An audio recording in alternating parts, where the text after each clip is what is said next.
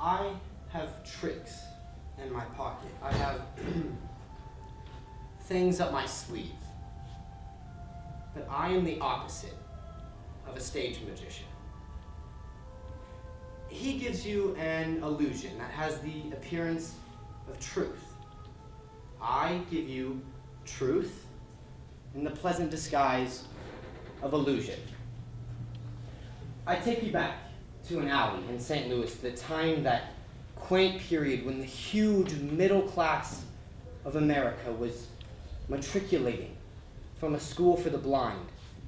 Their eyes had failed them, or they had failed their eyes, so they were having their fingers pressed forcibly down on the fiery Braille alphabet of a dissolving economy.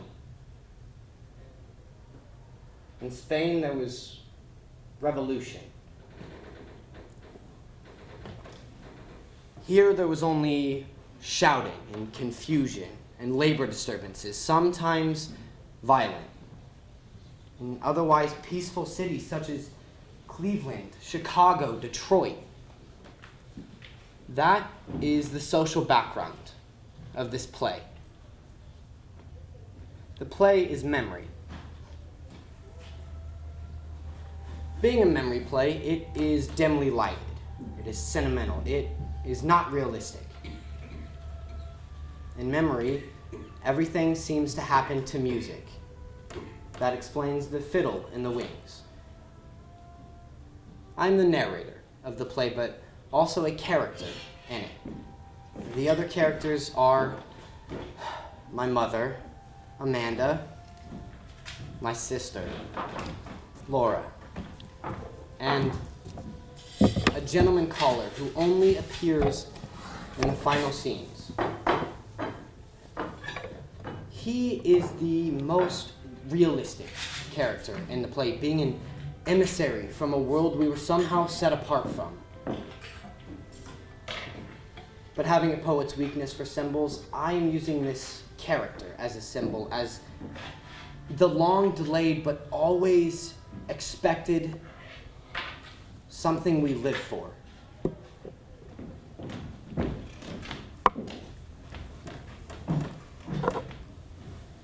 There is a fifth character who doesn't appear except as a photograph hanging on the wall.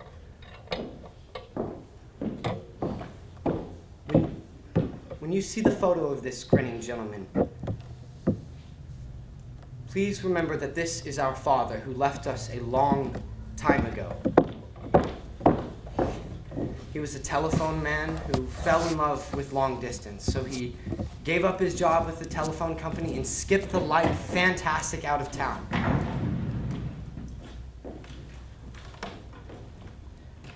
Last we heard of him was a picture postcard from the Pacific coast of Mexico, containing a message of only 2 words.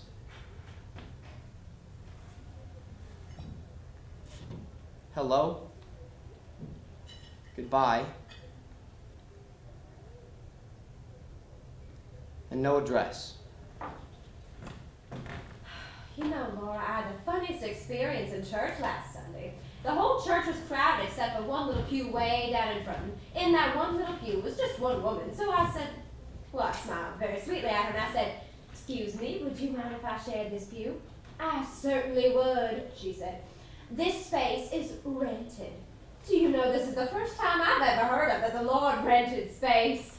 These northern Episcopalians, I can understand the southern Episcopalians, but these northern ones, no. Honey, don't push your food with your fingers. If you have to push your food with something, the thing you use is a crust of bread. Oh, chew your food. Animals have secretions in their stomachs which allow them to digest their food without mastication. But human beings must chew their food before they swallow it down. Or chew, chew, chew. Eat leisurely. Eat leisurely. A well-cooked meal has many delicate flavors that must be held in the mouth for appreciation, not just gulp down. Or chew, chew. Don't you want to get your salivary glands a chance to function? I haven't enjoyed a bite of my dinner because of your constant direction on how to eat. It's you that makes me hurry through my meals with your hawk-like attention to every bite I take. It's disgusting.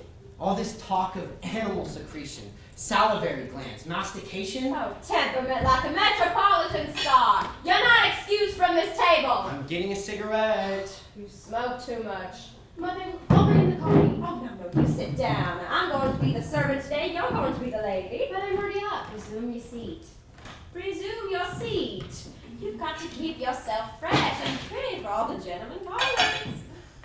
I'm not expecting these family callers.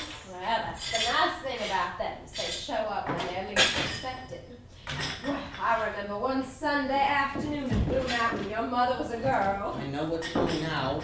Yes, let her tell it. Again? She loves to tell it. One Sunday afternoon in Blue Mountain, your mother was a girl. She received 17 gentlemen callers. Why, sometimes there weren't chairs enough to hold all of them, and we'd have to send over to the parish house to fetch folding chairs.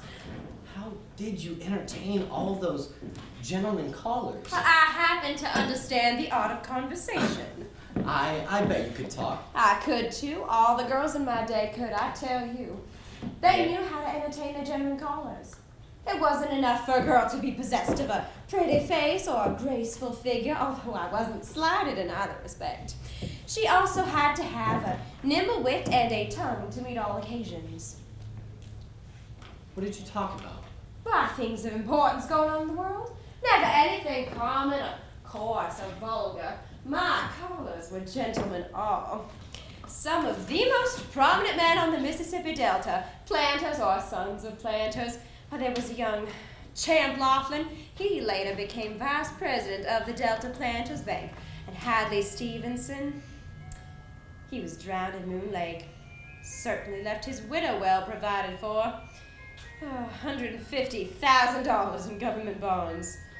Oh, and the Coutreri brothers, Wesley and Bates. Bates was one of my bright particular beaux, but he got in a quarrel with that wild Wainwright boy, and they shot out on the floor of the Moon Lake Casino. Bates was shot in the stomach. He died in the ambulance on the way to Memphis. Certainly left his widow well provided for, too. 8 or 10,000 acres, no less. He never loved that woman. She just caught him on the rebound. My picture was found on him the night he died. Oh, and that boy. That boy that every girl in the Delta was setting her cap for. That brilliant, beautiful young Fitzhugh boy from Greene County. What did he leave his widow? He never married. What is the matter with you? You talk as though all of my admirers had turned up their toes to daisies. Isn't this the first you've mentioned that still survives? Well, he made a lot of money. He went up north to Wall Street, made a fortune. That boy had the Midas touch. Everything he touched just turned to gold. And I could have been Mrs. J. Duncan Fitzhugh, mind you. What did I do? I just went out of my way and picked your father. Mother, let me clear the table. What? No. You go out in front. Practice your typewriter charts or your shorthand a little. You've got to keep yourself fresh and pretty for all the gentlemen callers. How many do you expect we're going to entertain this afternoon? I don't believe we're going to have any, Mother. Not any? Not one? I must be joking. Not one gentleman caller? What is the matter? Has there been a flood or a tornado? It's not a flood, it's not a tornado. I'm just not as popular as you were in Blue Mountain. Mother's afraid I'm going to be an old maid.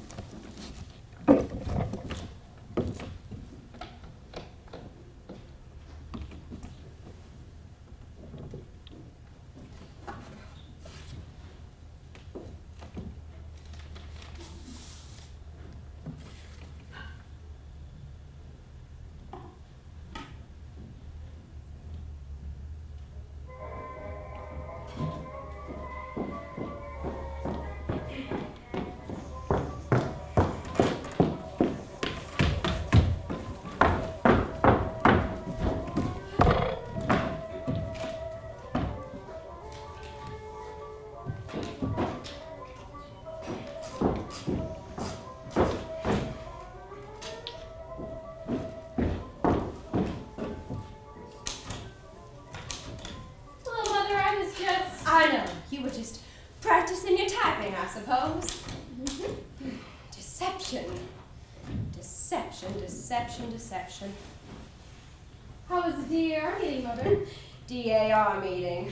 Didn't you go to the DAR meeting? No, I didn't go to any DAR meeting. I didn't have the strength. I didn't have the courage.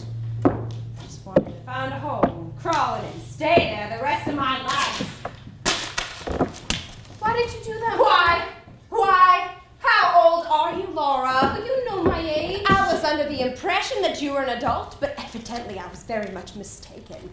Please don't stare at me, Mother. What are we gonna do? What's to become of us? What is the future? Has something happened, Mother? Mother, has something happened? Be all right in just a minute. I'm just bewildered by life. I wish you would tell me what has happened. I went to the DAR this afternoon. As you know, I was to be inducted as an officer, but I stopped off at Rubcamp's Business College to tell them about your cold and ask how you were progressing down there. Oh. Yes, yes. I walked straight up to your typing instructor and introduced myself as your mother, and she didn't even know who you were. Wingfield, she said? We haven't got any such scholar enrolled in this school. I assured her she did. I said, my daughter Laura's been coming to classes since early January. Well, I don't know, she said, unless you mean that terribly shy little girl who dropped out after a few days' attendance. No, I said, I don't mean that one. I mean my daughter Laura, who's been coming here every single day for the past 6 weeks. I don't know, she said. Excuse me. She just pulled down that attendance book and, there was your name. Unmistakable, printed, and all the dates that you've been absent. And I still told her she was wrong. No, I said, there must be some mistake. There must be some mix-up in the records. No, she said, I remember her perfectly now. She was so shy, her little hands trembled so her fingers couldn't touch the right keys. When we gave a speed test, she just broke down completely and was sick at the stomach and had to be carried to the washroom. After that, she never came back. We telephoned the house every single day and never got an answer. That was while I was working all day long at that department store, I suppose, demonstrating those... Oh, I felt so weak I couldn't stand up. I had to sit down while they got me a glass of water. $50 tuition. I don't care about the money so much, but all my hopes for any kind of future for you just gone up the spout. Just gone up the spout like that. Don't do that, Laura. Don't play that Victrola. Oh. What are we gonna do? What have you been doing every single day when you've been pretending to go into business college? I've just been going out walking. I don't believe that. I have, Mother. I've just been going out walking. Walking? In winter, deliberately courting pneumonia in that light coat. Where did you walk to, Laura? All sorts of places. Mostly in the park. Even after you started catching that cold. It was the lesser of two evils, Mother. I couldn't go back. I threw up on the floor. So from 7:30 till after 5. Every day. You mean to tell me you walked around in the park because you wanted to make me think you were still going to Rubcamp's Business College? It wasn't as bad as it sounds. I went inside places to get warmed up. Inside where? I went in the art museum and the birdhouse at the zoo. I visited the penguins every day. Some days I went without lunch, and I went to the movies. Lately, I've been spending most of my afternoons in the jewel box, the big glass house where they raise the tropical flowers. You did all of that to deceive me? Just for deception. Why? Why? Why? Why? Why? Oh, Mother, when you get disappointed, you get an awful suffering look on your face, like the picture of Jesus' mother in the museum. Hush! I couldn't face it. I couldn't. What are we gonna do now, honey?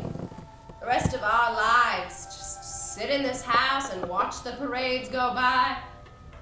Amuse ourselves with the glass menagerie? Or eternally play worn-out records that your father left us as a painful reminder? We can't have a business career. No, we can't do that. That just gives us indigestion. What is there left for us now but dependency all our lives? I tell you, Laura, I know so well what happens to unmarried women who aren't prepared to occupy a position in life. I know so well. I've seen pitiful cases in the South. Barely tolerated spinsters living off some brother's wife or sister's husband, tucked away in some mousetrap of a room, encouraged by one in-law to go on and visit the next in-law. Little bird-like women without any nest. Eating the crust of humility all their lives. Is that the future that we've mapped out for ourselves? I don't see any other alternative. And I don't think it's a very pleasant alternative. Of course, some girls do marry. My goodness, Laura, haven't you ever liked some boy? Yes, Mother, I liked one once. You did? I came across his picture a while ago.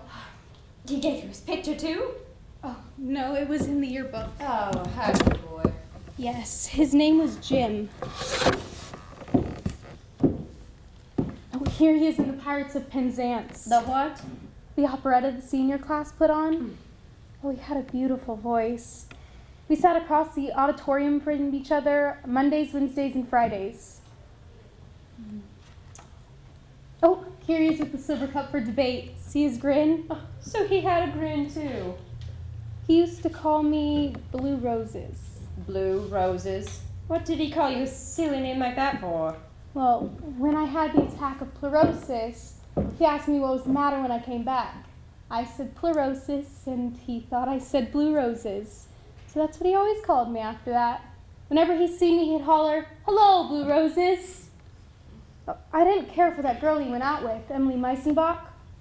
Emily was the best dressed girl in Soldan, but she never struck me as being very sincere. Anyway, I read in the newspaper articles that they were engaged. It was a long time ago. They're probably married by now. That's all right, honey. Sometimes little girls who aren't cut out for business careers end up married to very nice young men. And I'm going to see that you do just that too. But, Mother... What is it now? I'm crippled. Don't say that word. You're not crippled. You've just got a slight defect. Well, if you lived in the days when I was a girl, we had long, graceful skirts sweeping the ground, it might have been considered an asset. When you've got a slight defect like that, you've just got to cultivate something else to take its place. You've got to cultivate charm, or vivacity, or charm. It's the only thing your father had plenty of is charm.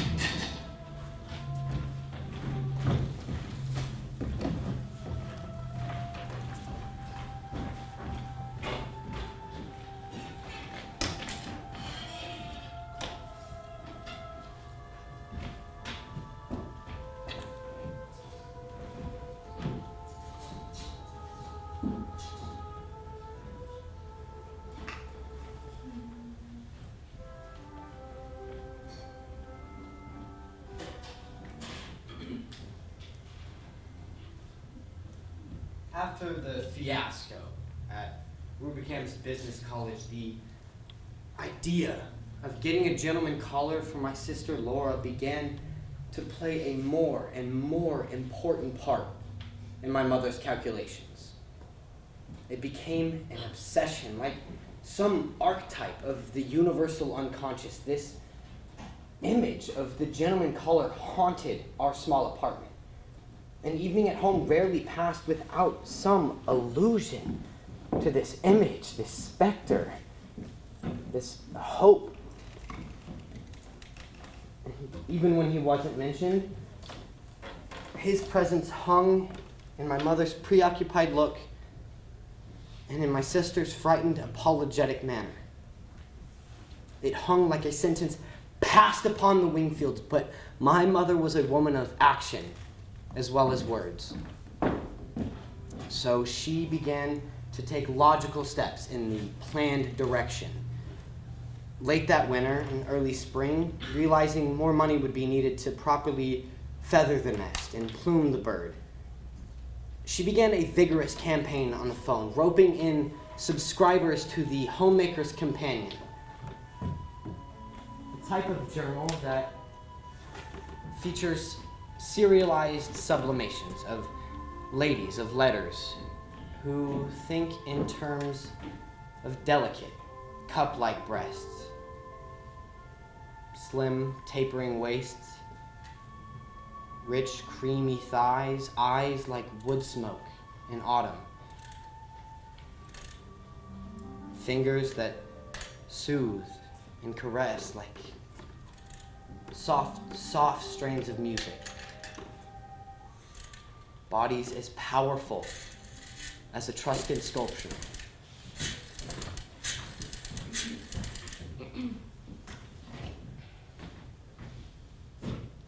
Ada Scott? Ada, this is Amanda Wingfield. We missed you at the DAR last Monday. Oh. First, how's that sinus condition? Oh, well, you're just a Christian martyr. That's what you are. You're just a Christian martyr. Well, I was just going through my little red book, and I noticed that your subscription to the Companion is just about to run out when that wonderful new serial by Bessie May Harbor was starting.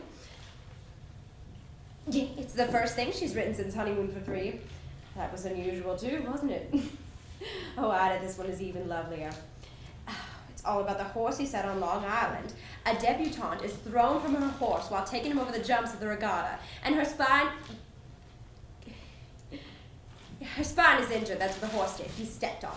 And now there is only one surgeon in the entire world who can keep her from being completely paralyzed. And that's the man she's engaged to be married to. And he's tall, and he's blonde, and he's handsome. That's unusual too, isn't it? Oh, well, yeah, he's not perfect. Of course he's got a weakness. He's got the most terrible weakness in the entire world. He just drinks too much. What? Oh, no, honey, don't let them burn. You go take a look in the oven. I'll wait right here. That woman! Do you know what she did? She hung up on me. Mother, Thomas tried to write. Oh, so he is. So he is.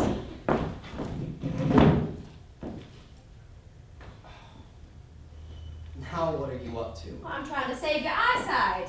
You've only got one pair of eyes. You've got to take care of them. I know that Milton was blind, but that's not what made him a genius. Mother, will you please go away and let me finish my writing? Wish you would sit up straight so your shoulders don't stick out like sparrow's wings. Mother, please go busy yourself with something else. I'm trying to write. Now, I've seen a medical chart. I know what that position does to your internal organs. You sit up straight, and I will show you. First, your stomach presses up against your lungs, and then your lungs press up against your heart, and then the poor little heart gets discouraged because it hasn't got any room left to go on beating. What the hell What is the am matter I with supposed you? to do? What is wrong with you? Have you gone out of your senses? Yes, I have. You have driven me out of it. What is the matter with you lately, you big idiot? Look, Mother, I haven't got a thing, not a single thing left in this house that I can call my own. Voice. Yesterday, you confiscated my books. I You did. had the I nerve. took that horrible book by that insane Mr. Lawrence back to the library. I cannot control the output of a diseased mind or the people who cater to them, but I won't allow such filth in my house. No, no, no, no. House. Who pays the rent on the house? Who makes a slave of himself every day? Don't you dare No, I talk mustn't to say me anything. like that. I've got to keep quiet and let you You know. listen to me, I Tom don't want to Wingfield. hear anymore. You will hear more. I'm not going to listen. You're I'm going out. going to listen to me, Tom Wingfield. I am tired of your impudence. And another thing, I am right at the end of my patience. What do you think I'm at the end of, Mother? Aren't I supposed to have any patience to run out of? I know it seems unimportant to you, what I'm doing, what I'm trying to do. Having a difference between them. You don't think that! I think that you're doing things that you're ashamed of. And that's why you act like this. I don't believe that you go to the movies every night. Nobody goes to the movies night after night. Nobody in their right mind goes to the movies as often as you pretend to.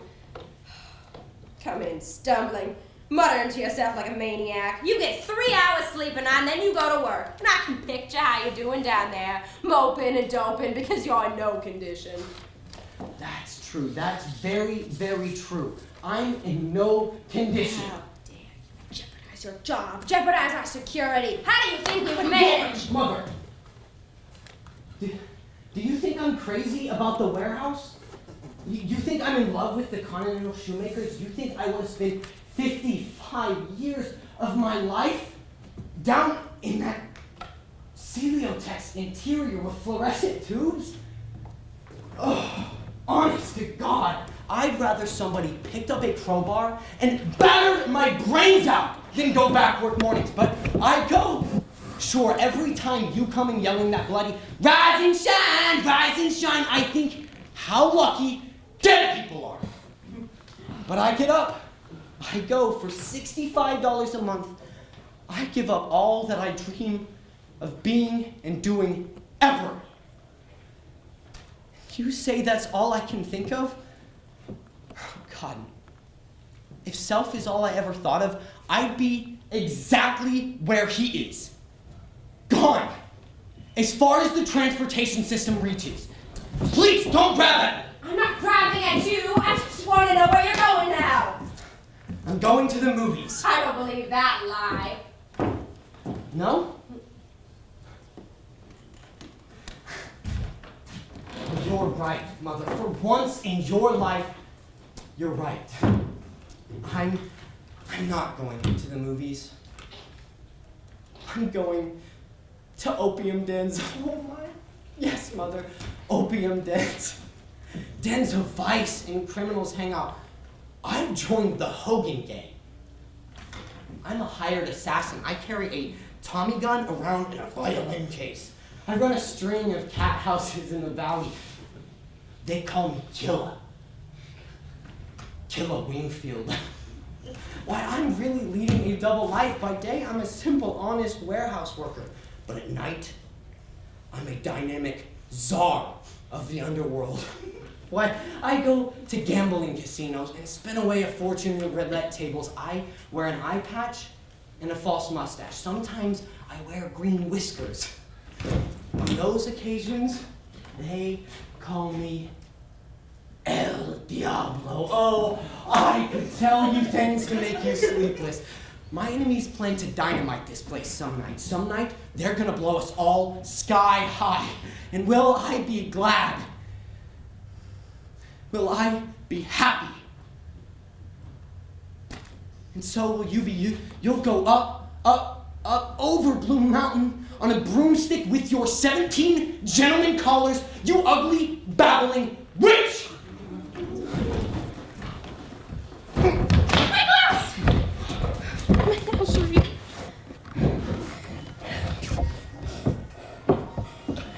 I will never speak to you again as long as you live until you apologize to me.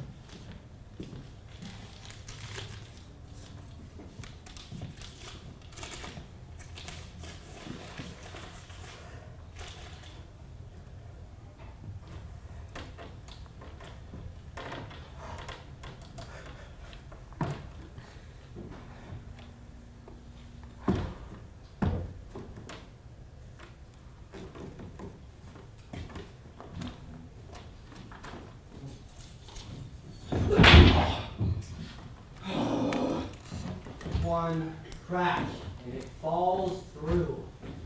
Tom? Tom, what are you doing? Looking for a door key. Where have you been all this time? I've been to the movies. All this time at the movies? There was a very long program. There was a Garbo picture and a Mickey Mouse. There was a travelogue and a newsreel and a preview of coming attractions. Oh, and an organ solo and a collection for the Milk Fund simultaneously, which ended in a terrible fight between a fat lady and the usher. And did you have to stay through everything? Of course. Oh, there was a big stage show.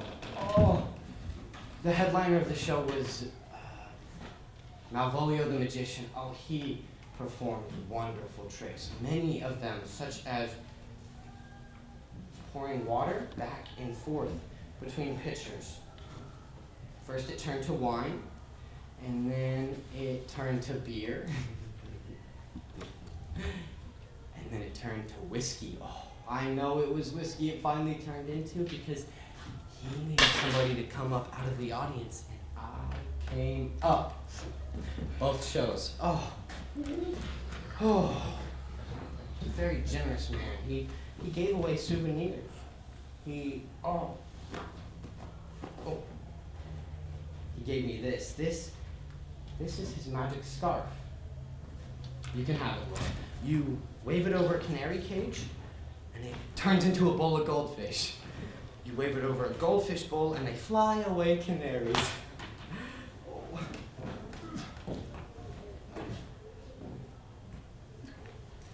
Oh, the wonderfulest trick of all, though, was the coffin trick. Oh, we nailed him into a coffin, and he got out without removing one nail. Oh, there is a trick that would come in handy for me. Get me out of this 2x4 situation. Tom, shh. Oh, what are you shushing me for? Wake up, Mother. Goody. Pay her back for all those bloody rise and shines. Oh.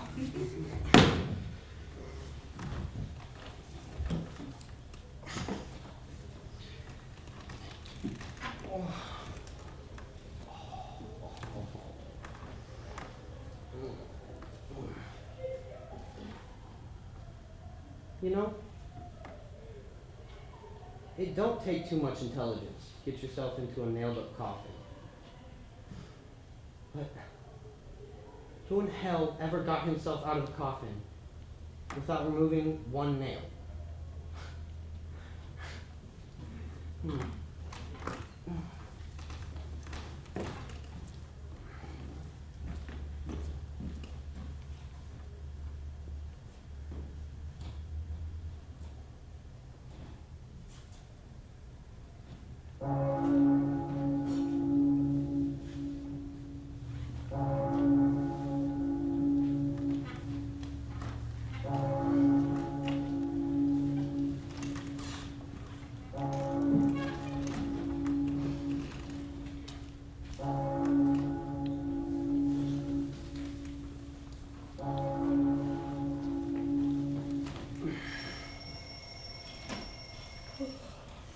Rise and shine!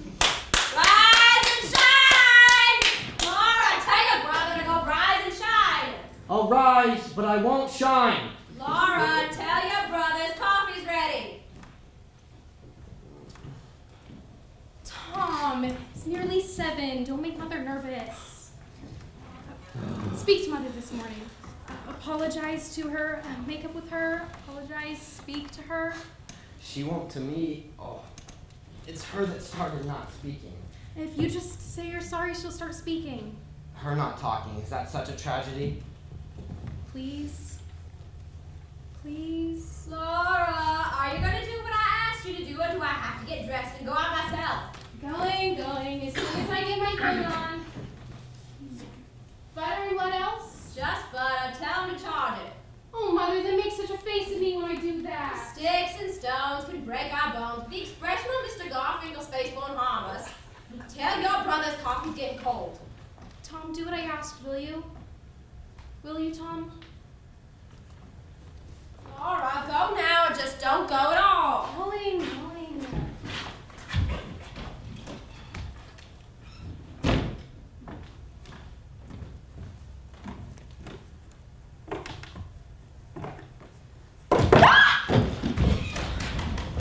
Laura! I'm all right. Just slipped, but I'm all right. Tell you, if anybody falls down those fire escape steps and breaks a leg, we're gonna sue the landlord for every cent that... How are you?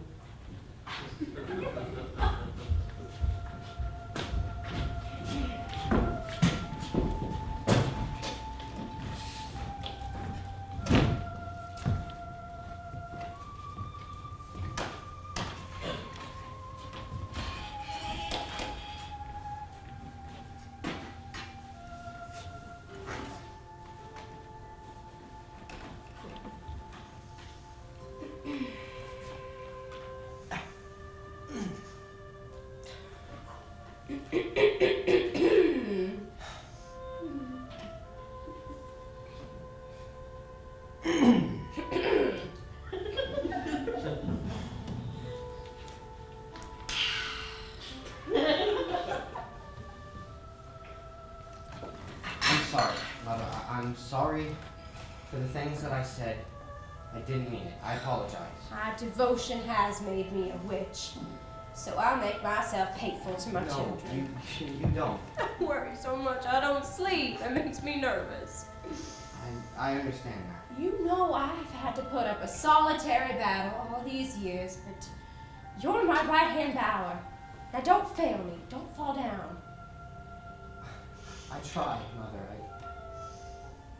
That's all right. You just keep on trying, and you're bound to succeed. Why, you're just full of natural endowments. Both of my children are. They are very precious children, and I've got an awful lot to be thankful for. You just must promise me one thing. What is it, Mother? You promise me you're never going to become a drunkard. I promise, Mother. I won't ever become a drunkard, Mother. That's what frightened me so, that you'd be drinking. Oh, Ina, a bowl of Purina. Just coffee, Mother. Shredded wheat biscuits? No, thank you. Just coffee. You can't put in a day's work on an empty stomach. You've got 10 minutes. Don't gulp. Drinking too hot liquids makes cancer of the stomach. Put some cream No, in thank to you. cool it. No, thank you. I want it black. I know. It's not good for you. We have to do all that we can to build ourselves up in these trying times that we live in. All that we have to cling to is each other. That's why it's so important. Tom, I sent out your sister so I could discuss something with you. If you hadn't spoken, I would have spoken to you. What is it, Mother, that you want to discuss? Laura? Laura. You know how Laura is. So quiet, but still water runs deep. But she notices things, and I think she broods about them. A few days ago, I came in, and she was crying. What about? You. Me? She has an idea that you're not happy here. What gave her that idea? Well, what gives her any idea? However, you do act strangely. I'm not criticizing. Understand that. I know that your ambitions do not lie in the warehouse. That, like everybody in the whole wide world, you've had to make sacrifices. But Tom, life's not easy.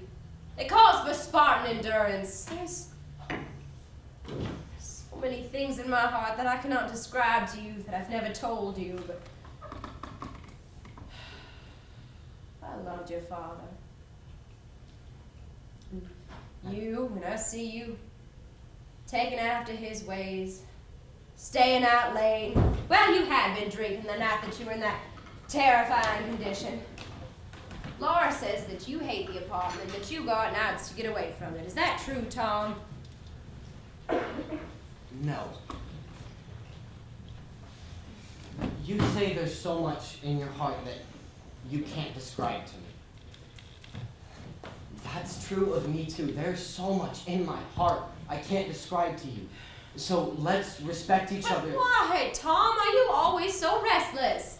Where do you go to nights? I go to the movies, Mother. Why do you go to the movies so much, Tom? I go to the movies because I like adventure. Adventure is not something I get a lot of at work, so I go to the movies. You go to the movies entirely too much. I like a lot of adventure. Oh, most young men find adventure in their careers. Then most young men aren't employed in warehouses. The world is full of young men employed in warehouses and offices and factories. Do all of them find adventure in their careers? They do, or they do without it. Not everybody has a craze for adventure. Mother, man is by instinct a lover, a hunter, a fighter, and none of these instincts are given much play at the warehouse. Man is by instinct. Don't quote instinct to me. Instinct is something the people have gotten away from. It belongs to the animals. Christian adults don't want it. What do Christian adults want then, Mother? Superior things. Things of the mind, of the spirit. Surely your aims are somewhat higher than animals, than monkeys or pigs. Or... I reckon they're not. You're joking. However, that's not what I wanted to discuss. I haven't much time. Sit down. You want me to punch in red at the warehouse, Mother? Not 5 minutes. I want to talk about Laura. All right. What about Laura? Oh, we have to start making some plans and provisions for her. She's older than you, 2 years, and nothing's happened. She just drifts along doing nothing. Frightens me terribly how she just drifts along. I guess she's just the type people call homegirl. There is no such type. And if there is, it's a pity. Well, that is, unless the house is hers with a husband. What?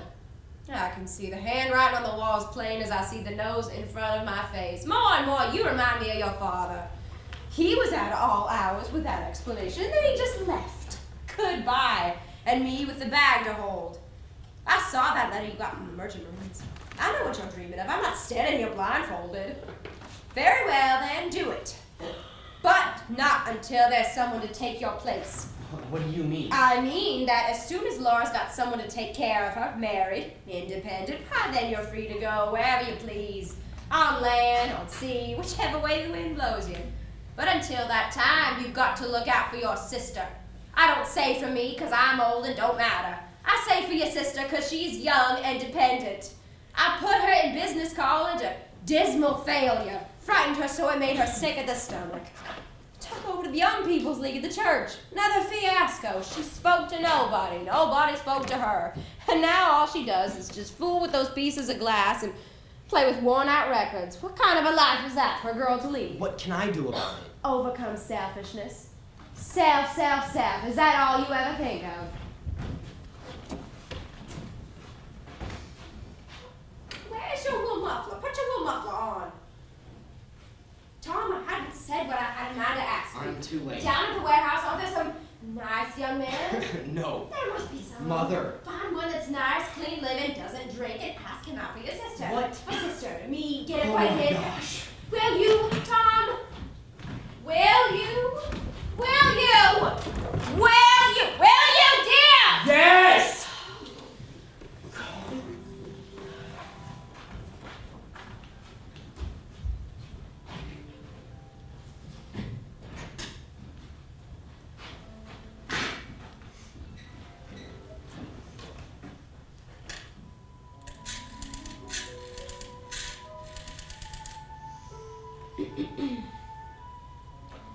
Ella Cartwright? Ella, this is Amanda Wingfield. First, how is that kidney trouble? Oh, it has come back. Oh, well, you're just a Christian martyr. You're just a Christian martyr. Well, I was just noticing in my little red book that your subscription to the Companion is just about to run out when that wonderful new serial by Bessie Harper was starting. Oh, you have? You have read it? Well, how do you think it turns out? Oh, no. Bessie Harper never lets you down. But you have to have complications. Well, you have to have complications. You can't have a store without them. How However, Bessie May Harper always leaves you with such an uplift. What's the matter, Ella? You sound so mad. Oh, because it's 7 o'clock in the morning? Oh, Ella, I forgot that you never got up until 9. Forgot that anybody in the world was out of sleep as late as that.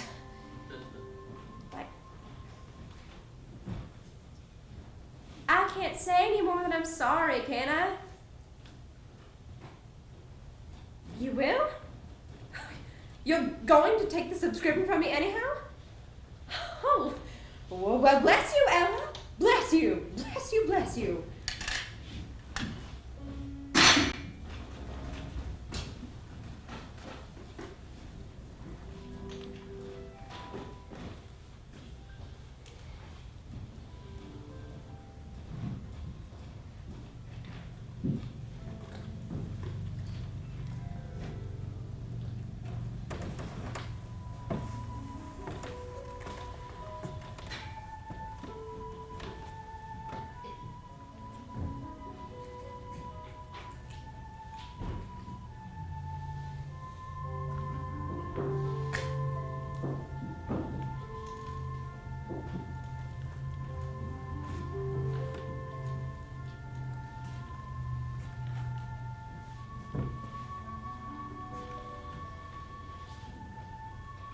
Across the alley was the Paradise Dance Hall.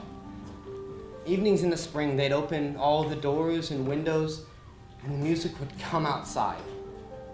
Sometimes they'd turn out all the lights except for a large glass sphere that hung from the ceiling.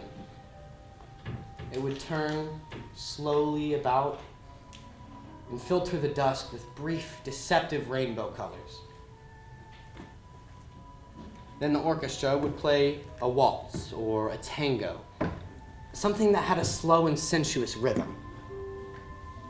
The young couples would come outside to the relative privacy of the alley, and you could see them kissing behind ash pits or telephone poles.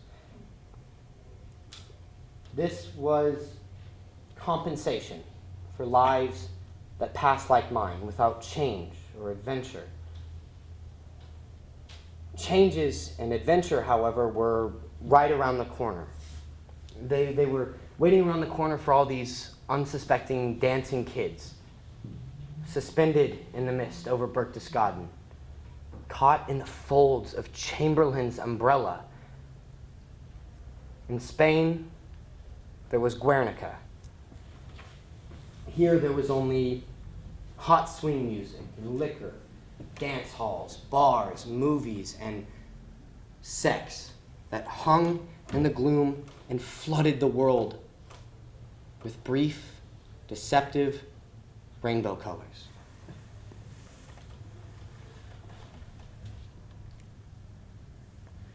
And while all these unsuspecting kids danced to "Dear One, the world is waiting for the sunrise," all the world was really waiting for bombardments. Tom!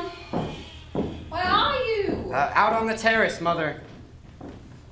Why? I came out to smoke. You smoke too much. Pack a day at 15 cents a pack. How much would that be a month? 30 times 15. Well, it wouldn't be too much. Well, it would be a nice start towards a night course in accounting at the Washington U. Wouldn't that be nice? I'd rather smoke. I know. That's the tragedy of you. Oh, this fire escape landing is a poor excuse for the porch we used to have. What are you looking at? The moon. Is there a moon this evening? It's rising over Garfinkel's delicatessen. Oh, so it is. Such a tiny little silver slipper of a moon. You made a wish on it? Mm-hmm. What'd you wish for? That's a secret. All right, I won't tell you what I wished for either. I can keep a secret too. I can be just as mysterious as you. I bet I can guess what you wished for. Why? Is my head transparent? You're not a sphinx. All right. So I don't keep secrets. I'll tell you what I wished for on the moon. I wished for success and happiness for my precious children. I wish for that whenever there's a moon. Whenever there isn't a moon, I wish for it too. I thought perhaps you would have wished for a gentleman caller. Now, why do you say that? Don't you remember asking me to fetch one? I remember suggesting that it would be nice for your sister if you brought home some nice young man. I believe I've made that suggestion more than once. Yes, you have made it repeatedly. Well? We're gonna have one. What? A gentleman caller. You mean you have asked some nice young man from the warehouse to come over? I've asked him to dinner. You really did? I did. Did he accept? He did? He did? He did. Well, isn't that lovely? I thought perhaps you'd be pleased. It's definite then. Oh, very definite. How soon? Pretty soon. How soon? Quite soon. How soon? Very, very soon. Every time I want to know anything, you just start going on like that. What do you want to know? Go ahead and guess. Go ahead and guess. All right. I'll guess. You want to know when the gentleman caller's coming. He's coming tomorrow. But tomorrow? No, I can't do anything about tomorrow. Why not? Oh, that doesn't give me time. Time for what? Time for preparations. Oh, you should have phoned me the minute you asked him. The minute he accepted. You don't have to make any fuss. Of course I have to make a fuss. I can't have a man coming over to a place that's all sloppy. Oh, I've got to do some fast thinking about tomorrow night. It's got to be thrown together properly. I don't see why you have to think at all. That's because you just don't know. You just don't know, that's all. Now, let's see, I've got 3 pieces of wedding snow left. I'll have that all polished up and wonder how the old lace tablecloth's doing. After all these years, we can't wear anything. We can't wear anything. We haven't got it. Mother, this boy is no one to fuss over. I don't see how you can say that when this is the first gentleman caller your sister's ever had. I think it's pathetic how that little girl's never had a single gentleman caller. Come on inside.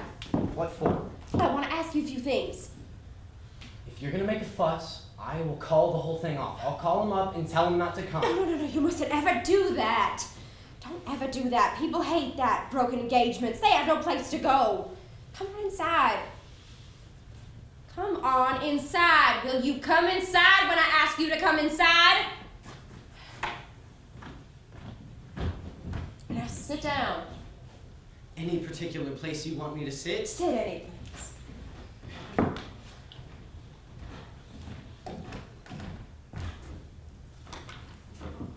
Oh, look. Look at that. What am I gonna do about that? Have you ever seen anything look so sad? I know, I'll put a piece of cretonne over it. That won't cost you much. Made payments on a floor lamp so I can have that sent out. I could put a bright cover over the chair. Oh, I wish I had time to paper the walls. What's his name? His name is O'Connor. O'Connor? He's Irish, and tomorrow's Friday, so that means fish! All right, that's all right. I'll make a salmon loaf and some mayonnaise dressing for it. Where did you say you met him? At the warehouse, of course. Where else would I have met him? I don't know. Does he drink? What made you ask me that? As your father did. Now, don't get started on that. So he drinks then? No, not that I know of. You have to find out by tomorrow. There's nothing I want less for my daughter than a man who drinks. Mother, aren't you being a little bit premature? Poor Mr. O'Connor hasn't even appeared on the scene yet. He will tomorrow, and for your sister. What do I know about his character? Now what are you up to? I just didn't hate that cow leg. Never could understand why I want to sit down on its own. Mother, I want to tell you something, and I mean it sincerely, right straight from the heart. A lot of boys meet girls that they don't marry. You know you always did have me worried because you never could stick to a subject. Well, what I want to know is what is his position at the warehouse? He's a shipping clerk. A shipping clerk. Well, that's fairly important. That's what you'd be if you had to get up. How much does he earn? I have no way of knowing that for sure. I judge his salary to be approximately $85 a month. $85? It's not princely. It's $20 more than I make. I know that. How well I know that. How well I know that. $85? No, can't be done. A family man can never get by on $85 a month. Mother, Mr. O'Connor is not a family man. Well, he certainly might be in the future, mightn't he? Oh, I see. Plans and provisions. You are the only young man I know of who ignores the fact that the future becomes the present becomes the past, and the past turns into an everlasting regret if you don't plan for it. I'll think that over and let you know what I think of it. Don't be supercilious with your mother. Tell me more about this, what do you call him? Mr. O'Connor? Mr. O'Connor. Doesn't he have another name besides Mr.? His full name is James D. O'Connor. The D is for Delaney. Delaney? He's Irish on both sides and he doesn't drink. Shall I call him up and ask him? No! I'll call him and tell him you want to know if he No! drinks. You have to be discreet about that subject.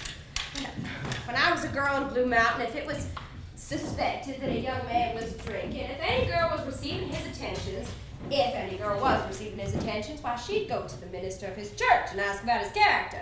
Or her father, if her father was living, well then it was his duty to go to the minister of his church and ask about his character. And that is how young girls in Blue Mountain were kept from making tragic mistakes. How come you made such a tragic one? I don't know how he did it. That face just had everybody fooled. All he had to do was grin and the whole world was bewitched. And I can't think of anything more tragic than a young girl just putting herself at the mercy of a handsome appearance. And I hope Mr. O'Connor's not too handsome. As a matter of fact, he isn't. His face is covered with freckles, and he has a very large nose. He's not right down homely. I wouldn't say right down homely. Medium homely, I'd say. Well, if a young girl had sense anyhow, she'd look for character in a man. That's what I've always said, That's Mother. what you've always said. Oh, how could you have always said it when you've never even thought it? Don't be so suspicious of me. I am very suspicious of every word that comes out of your mouth when you talk to me, but I want to know more about this young man. Is he up and coming? Yes, I really do think he goes in for self-improvement. What makes you think it? He goes to night school. A night school. What does he do there at night school?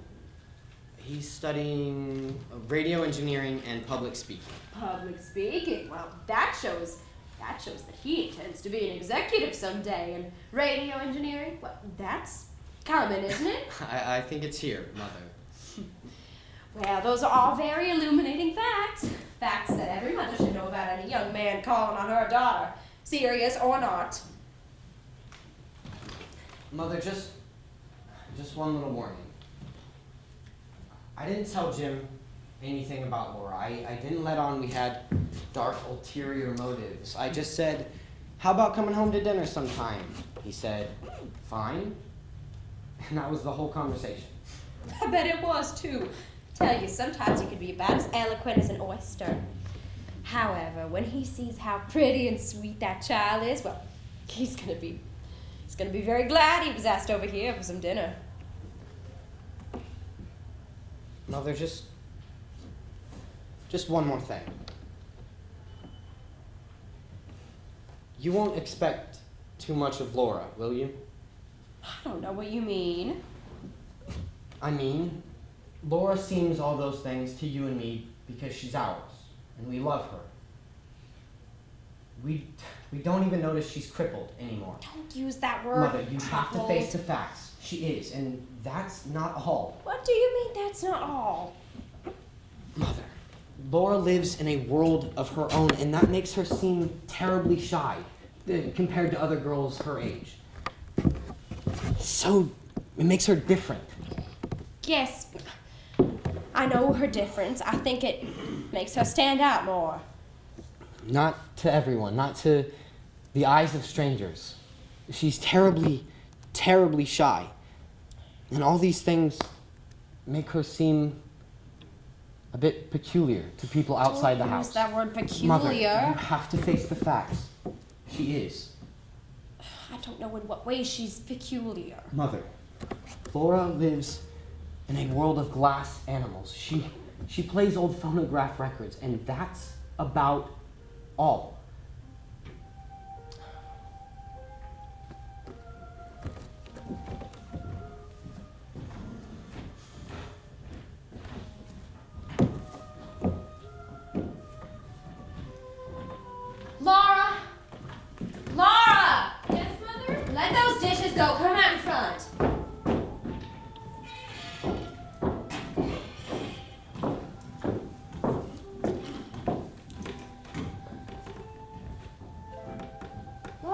out here and make a wish on the moon.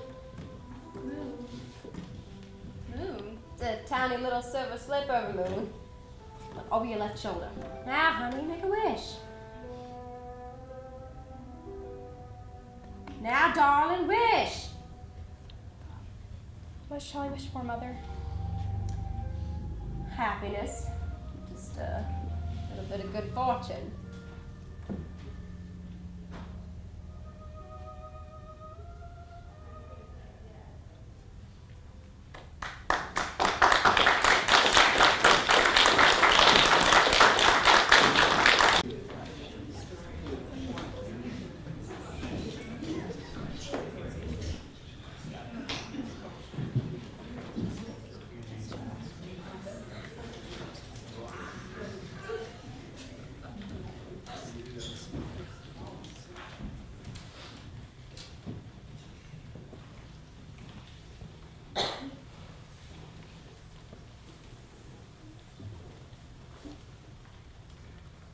And so, the following evening, I brought Jim home to dinner.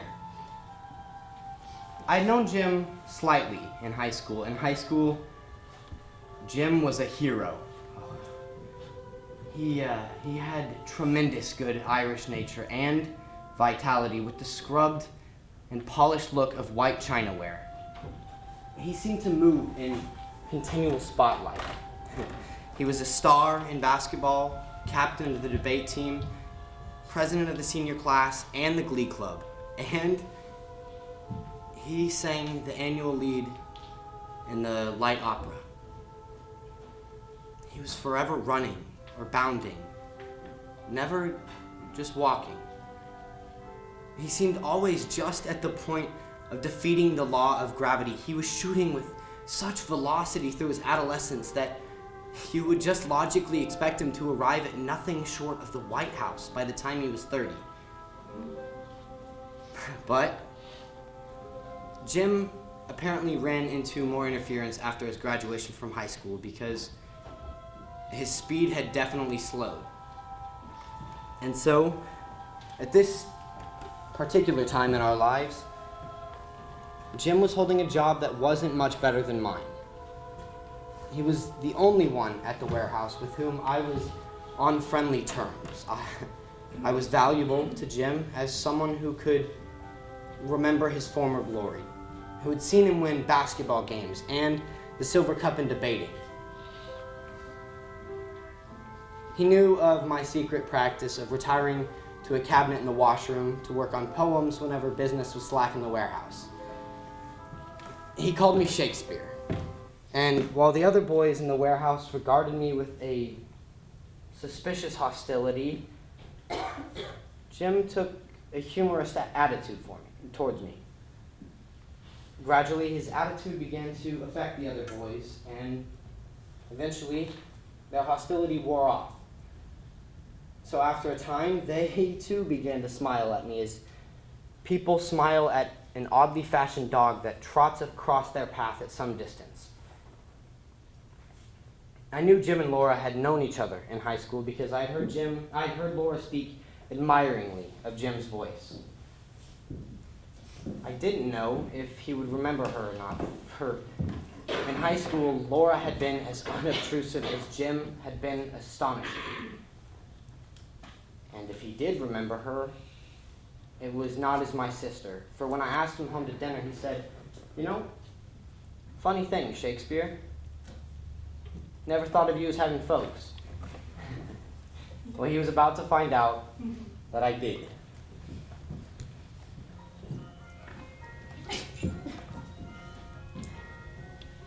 Why are you trembling so, Laura? Oh, Mother, you've made me so nervous. How have I made you nervous? By all this fuss, you make it seem so important. I don't understand you at all, honey. Every time I try to do anything for you that's the least bit different, you just seem to set yourself against it. Now go look at yourself. No, wait, just a minute. I forgot something. What is it? Couple of improvements. Of course you'll wear them. Why should I? Well, to tell you the truth, honey, you're just a little bit flat-chested. You make it seem like we're setting a trap. We are setting a trap. All pretty girls are tramps and men expect them to be. Now go take a look at yourself in the glass.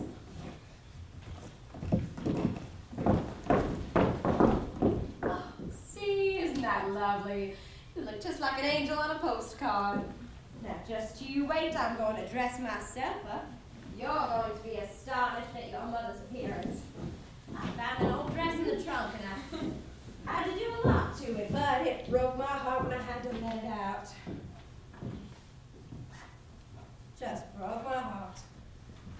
Come look at me, Laura. Oh, oh honey, come in here and look at me now.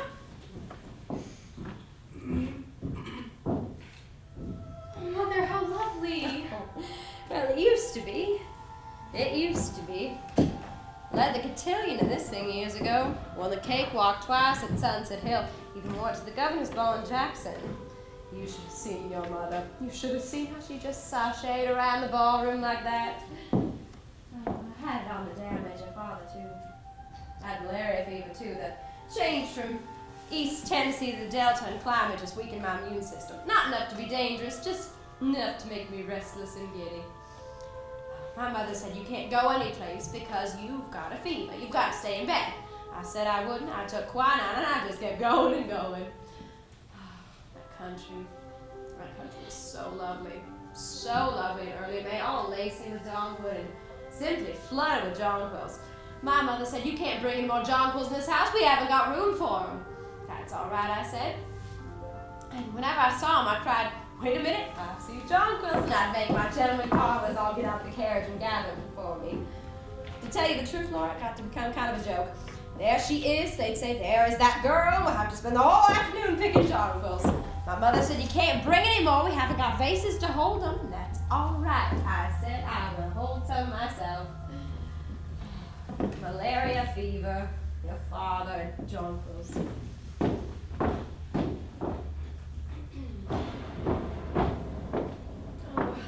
Hope it doesn't start raining before they get here. I gave your brother and Mr. O'Connor some extra change so they could take the service car home. Mother, What is it now? what did you say his name was? O'Connor, why? What is his first name? Well, I don't know. Remember? Yes, I do. It was Jim. Yes, it was Jim. Oh, not Jim O'Connor. Yes, it was Jim. I've never known a Jim that wasn't nice. Are you sure that his name was Jim O'Connor? Why, sure, I'm sure. Why? Is he the one that Tom used to know in high school? Well, I don't remember. He didn't say. I think he just met him down at the warehouse. There was a Jim O'Connor that Tom and I both knew in high school. If that's the one that Tom is bringing home to dinner, Mother, you have to excuse me. I won't come to the table. What is this now? What sort of silly talk is this? You asked me once if I ever liked a boy. Don't you remember I showed you this boy's picture? The one in the yearbook? Yes, that boy. Laura. Oh, Laura, were you in love with that boy? I don't know, Mother. All I know is I couldn't come to the table if it was him. It won't be him. It isn't the least bit likely. And even if it is him, you will sit at that table. You will not be excused. Well, Mother, I'll have to be. No, you can't. I've had too much from you and your brother both. I don't intend to humor your silliness. So just sit down and compose yourself till they get here. Tom has forgotten his keys, so you'll have to let them in when they arrive. Well, Mother, you answer the door. How can I answer the door when I haven't even finished making the mayonnaise dressing for the salmon? Please answer. Don't make me do it. Honey, do be reasonable. What is all this fuss over just one gentleman caller? That's all, just one.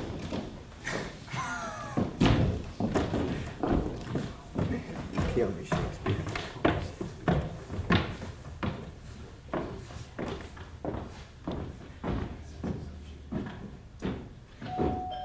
Laura, sweetheart, the door.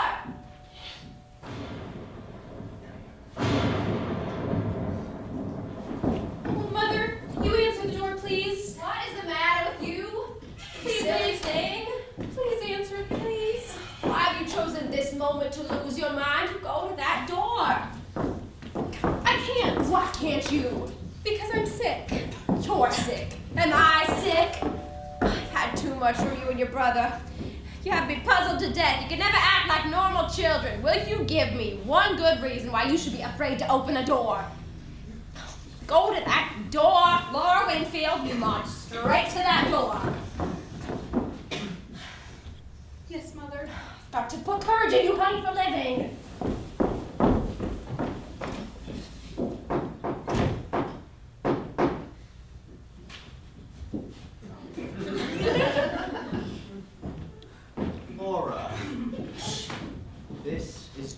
Jim, this is my sister Laura. I didn't know Shakespeare had a sister. How are you, Laura? How do you do? I'm doing fine. Your hands are cold, Laura. Oh, well, yes, I've been playing the Victrola. Oh, must have been playing some classical music on it. Ought to play a little hot swing, warm you right up.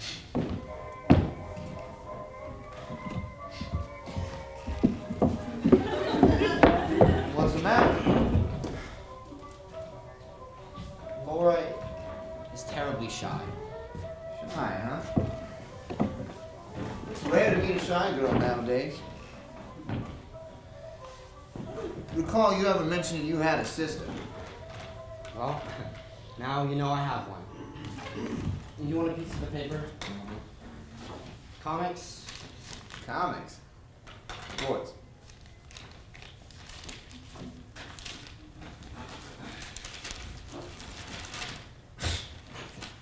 See Dizzy Dean's on his old bad behavior. Really? Yeah. Where you going? Out on the terrace. No, Shakespeare. I'm gonna sell you a bill of goods. What goods? Of course I'm taking. What course? Of course, public speaking. You know, you and I, we're not really the warehouse types. Thanks, that's good news. What does public speaking got to do with it? It fits you for, executive positions. It's done a hell of a lot for me. In what respects? In all respects. I mean, ask yourself, what's the difference between you and me and the guys in the office down front? Brains? No. Ability? No. Then what? Primarily, it comes down to one single thing. What is that one thing? Social poise. The ability to square up to somebody and hold your own on any social level. Tom! Yes, Mother. Is that you, Mr. O'Connor? Yes, Mother. Make yourselves comfortable. We will. Ask Mr. O'Connor if he'd like to wash his hands. No, thank you, ma'am. I already took care of that down at the warehouse. Tom? Huh. Mr. Mendoza was speaking to me about you. Favorably? What do you think? Well, You're gonna be out of a job if you don't start waking up soon. I'm waking up. Yeah, but you show no signs. The signs are interior. I'm just about to make a change. I'm right at the point of committing myself to a future that doesn't include the warehouse or Mr. Mendoza or even a night school course in public speaking. What are you gassing on about? I'm tired of the movies. The movies. Yes, movies. Look at them. All those glamorous people having adventure, hogging it all up, gobbling the whole thing up. You know what happens? People go to movies instead of moving. Hollywood characters are supposed to have all the adventure for everybody in America, while everybody in America sits in a dark room and watches them having it. Yes, until there's war, that's when adventure becomes available to the masses, everyone's dish, not only Gable's. It's our turn now to go to the South Sea Island, to make a safari, to be exotic, far off. But I'm not patient. I don't want to wait till then. I'm tired of the movies, and I'm about to move. Move? Yes. When? Soon. Where? Where? I'm boiling inside. I know I seem dreamy. But inside, well, I'm boiling. Every time I pick up a shoe, I shudder a little, thinking how short life is and what I'm doing. And whatever that means, I know it doesn't mean shoes, except as something to wear on a traveler's feet. Look. What? I'm a member. The Union of Merchant Seamen. I paid my dues this month instead of the electric light bill. You're gonna regret that when they turn the lights off. I won't be here. Yeah? About your mother. I'm like my father, the bastard son of a bastard. You see how he grins? He's been absent going on 16 years. You're just talking, you drip. How does your mother feel about all this? Shh, here comes Mother. Mother's not acquainted with my plans. Tom, where are you both? Out on the terrace. Won't you come inside?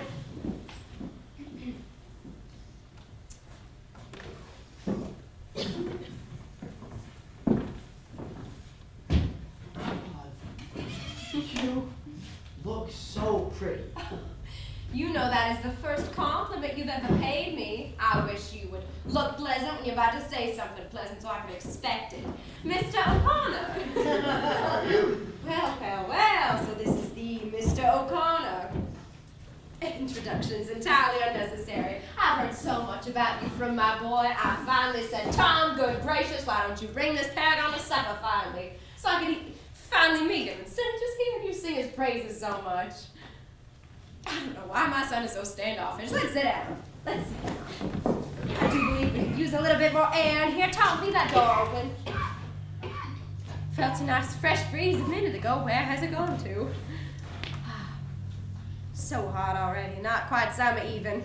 We're gonna burn up when summer really does get started. However, we're having a very light supper tonight. I think the light things are better for this time of year. Same as light clothes are. For light clothes and light food are what warm weather calls for. You know, our blood just gets so thick during the winter. It doesn't give our times or our bodies time to adjust. This summer came so quick. Heavens, summer already. I just ran to the trunk and pulled out this old dress. It's terribly old, historical almost, but it just feels so good.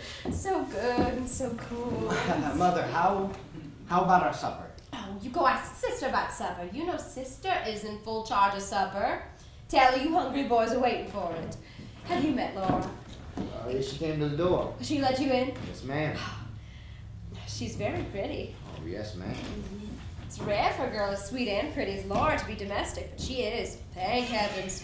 So pretty and so domestic. I never was a bit. Oh, the only thing I could ever cook was angel food cake.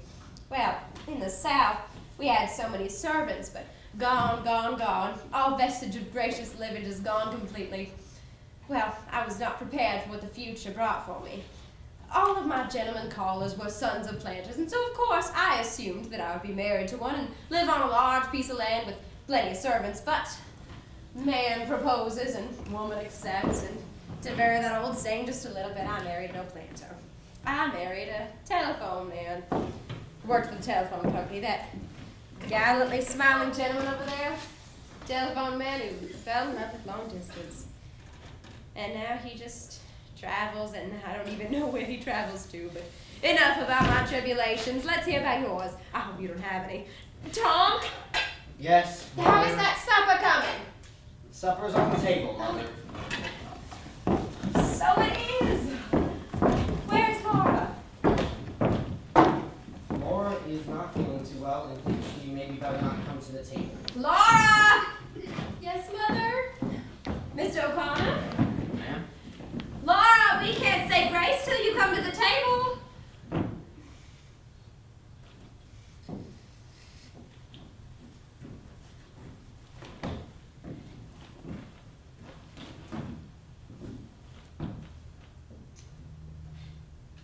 Oh, Mother, I'm so sorry. Honey, you're sick. Oh, let Laura rest on the sofa. Suppose standing over that hot stove made her ill. I told her it was too hot, but is she all right now? She's doing better, Mother. Well, I suppose we're going to have a little rain this evening. Tom, you say grace. What? What do we generally do before we have a meal? We say grace, don't we?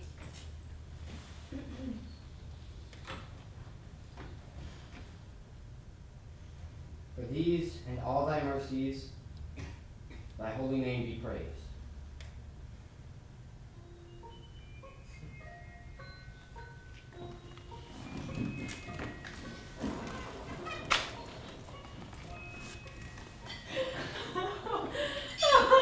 Mr. O'Connor, you know I haven't had such a pleasant evening Well, Miss Wingfield, allow me to give you a toast. The Old South.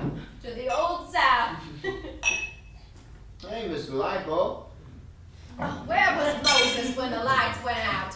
Do you know the answer to that one, Mr. O'Connor? Oh, man, what's the answer to that one? Oh, well, I knew an answer once, but it wasn't very nice. I was hoping you know a different one. No, ma'am. Oh. Well, it's a good thing I put these candles out. I just put them out for decoration, but it's always so nice to make proof useful, too. Ma'am. Now, if one of you gentlemen could provide me with a match, we could have some illumination. Oh, thank you.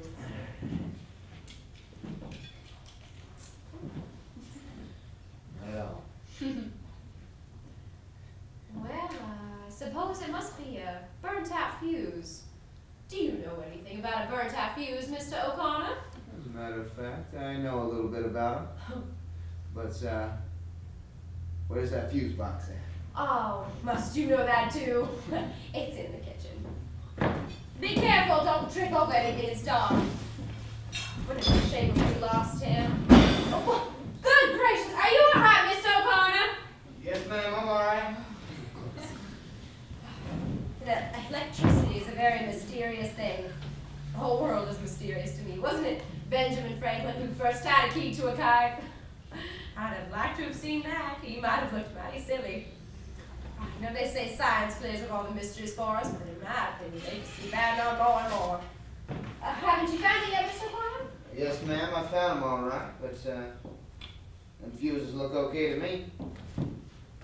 Tom, Yes, Mother. that light bill I gave you a few days ago, the one I got the notice about, Oh, yeah, you mean Yeah. last month's bill? you didn't neglect it by any chance, did you? Well, Did. I might have known it. Maybe Shakespeare wrote a poem on the back of that bill, just like Miss Wingfield. Maybe he did too. I might have known better than to trust him with it. Maybe that poem will win a $10 prize. Well, we'll just have to spend the rest of the evening in the 19th century before Mr. Edison found that mausoleum. Candlelight is my favorite line. Well, that shows you're romantic. However, that's no excuse for Tom. But I do think it was nice of them to let us finish our supper before plunging us into everlasting darkness. Tom, as a penalty for your carelessness, will you help me with the dishes? yes, Mother. Can I be of some help? Well, no, I could not allow that. I'd be good for something. What did I just hear? I said I'd be good for something. That's what I thought you said. Well, Laura's all by her boat tonight from me if you'd like to keep her company. Use this lovely old candelabrum for light. Used to be on the altar of the Church of the Heavenly Rest, but church burnt down. Church was struck by lightning last spring, and Gypsy Jones was holding revival meetings in the village. She said that the church was struck by lightning because the Episcopalians started holding card parties in there. Is that so? I never say anything that isn't so. I beg your pardon. I would also like Laura to have a little dandelion wine. Do you think you could hold them both? I can try.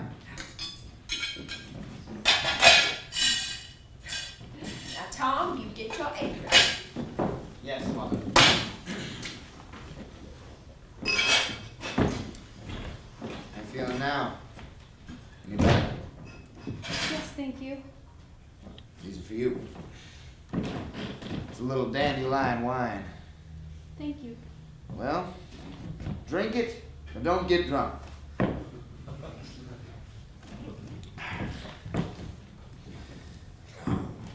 Well, I put those candles. Oh, anywhere. How about right here on the floor? You got any objections? No. Just spread a newspaper under it. Get some drippings.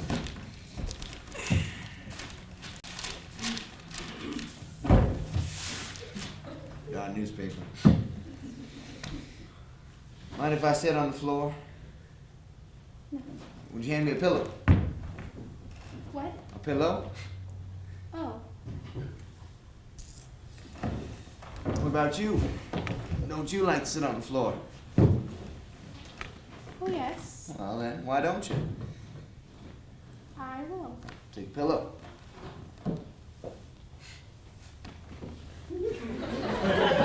Can't see if you're sitting all the way over there. I can see you. That's not fair. I'm right here in the limelight. There you go. I can see. All right, come. Yes, thank you. So am I. Comfortable as a cow. Say, would you care for a piece of chewing gum?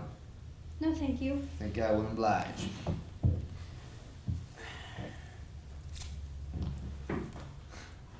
Gee, think of the fortune made by the guy that first invented chewing gum.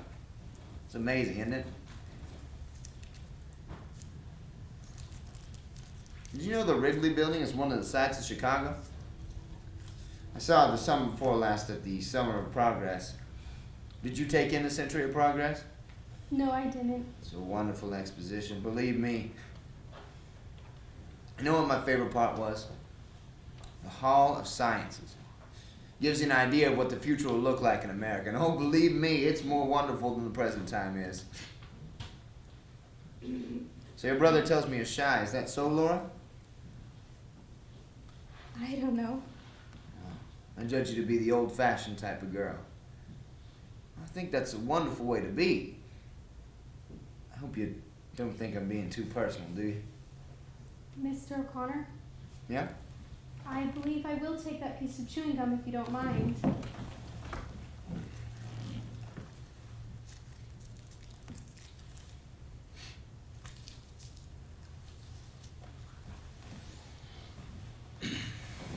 Mr. O'Connor, have you kept up with your singing? Singing. Me. I remember what a beautiful voice you had. You heard me sing. Oh yes, very often. I don't suppose you remember me at all.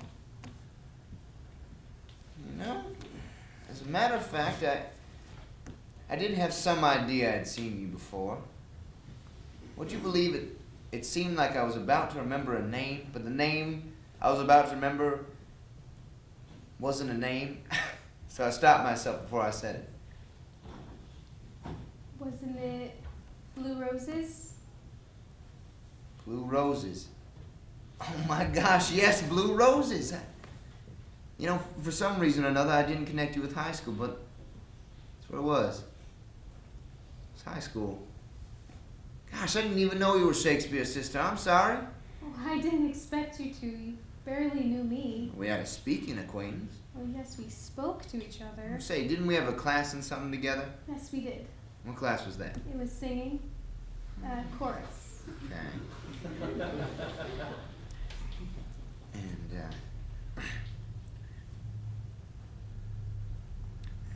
And yeah, now I remember. You're the one that always came in late. Oh, it was so hard for me getting upstairs then. I had my brace on then and it clumped so loud. Never heard any clumping. To me it sounded like thunder. I never even noticed. Everybody was seated before I came in. I had to walk in front of all those people. My seat was in the back, the very back of the auditorium, and I had to go clumping up the aisle with everyone watching. You shouldn't have been so self-conscious. I know, but I was. It was always such a relief when the singing started. I remember now. I called you Blue Roses. How'd I ever get started calling you a name like that? Well, I was out of school a little with pleurosis. And when I came back, you asked me what was the matter. I said pleurosis, and you thought I said Blue Roses. So that's what you always called me after that. I hope you didn't mind. I liked it. See, I wasn't acquainted with many people. Yeah, I remember you kind of stuck by yourself. I had such a hard time making friends. I don't see why you wouldn't. Well, I started out badly. Mean being. Yes, it sort of stood between me and... I don't see why I would. You mean you were shy with people? I tried not to be, but I never could. Overcome it? No, I never could. Yeah. I guess it kind of takes time to work out shyness. Yes, it takes... Time. Yes. You know something, Laura? People aren't so dreadful when you get to know them. And it's not just you, but practically everybody has problems. And you think of yourself as the only one who's disappointed, but look around you. What do you see? A world full of people just as disappointed as you are. And you take me, for instance. When I left high school, I thought I'd be a lot further along than I am right now. Say, you remember that wonderful write-up I had in the Torch? Yes, I do. Said I was bound to succeed in anything I went into. Holy jeez, the Torch. Here you are in the Pirates of Penzance. Pirates. Oh, better for to live and die under the brave black flag I fly. Sing the lead in that operetta. So beautifully. Oh, Yes, beautifully. Beautifully. so you heard me then? I heard you all 3 times. No. Yes. You mean all 3 performances? Yes. What for? I wanted to ask you to,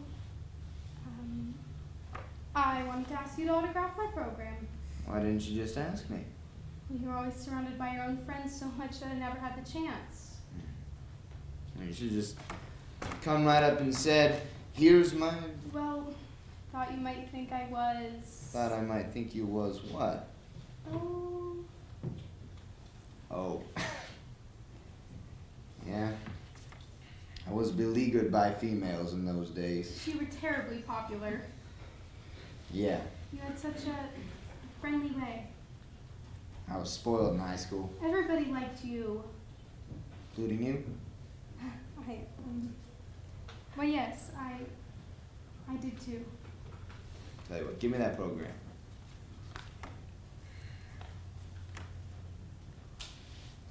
There you go. Better late than never. What a surprise. You know, my signature's not worth a whole lot right now, but maybe, someday, it'll increase in value. You know, being discouraged is one thing, and being disappointed is something else. Well, I may be disappointed, but I am not discouraged. So, you finished high school? I got bad grades in my final examinations. And you dropped out. I didn't go back. How is Emily Meisenbach getting along? That crowdhead? Why do you call her that? Because that's what she was. You're not still going with her? It said in the personal section that you were engaged. Oh, yeah, well, didn't really believe that propaganda. It wasn't the truth? In Emily's optimistic opinion. Oh, So what have you done since high school? nothing much. Must have been doing something all this time. Oh, yes. Well, then, such as what? I took a business course at business college. How'd that go? Well, not very well. I had to drop out. It gave me indigestion. What are you doing now? Oh, I don't do anything much. Oh, please don't think I sit around doing nothing. My glass collection takes a good deal of time. Glass is something you have to take good care of. What'd you say about glass? Collection? I said I have one. You know what I judge your trouble is? Inferiority complex. You know what that is? It's what they call it when a fellow low rates himself. I know it because I had it too. Only my case wasn't as aggravated as yours seems to be. I had it until I took public speaking and developed my voice and learned that I had an aptitude for science. You know, until that time, I never thought of myself as being spectacular in any way whatsoever. Oh, my. Now, I've never made a regular study of it, mind you, but I have a friend that says I can analyze people better than doctors that make a profession of it. Now, I don't claim this to be necessarily true, but it sure gets a person's psychology. Excuse me, Laura. I like to take it out when the flavor's gone. Just wrapping in this piece of paper here. Know how it is when you get stuck in a shoe.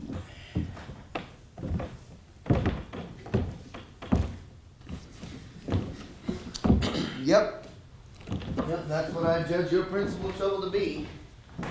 Lack of confidence in yourself.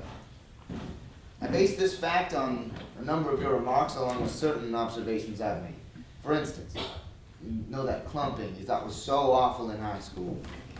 You see what you did? You dropped out of school. You gave up an education all because of a little plump, which as far as I'm considered was practically non-existent.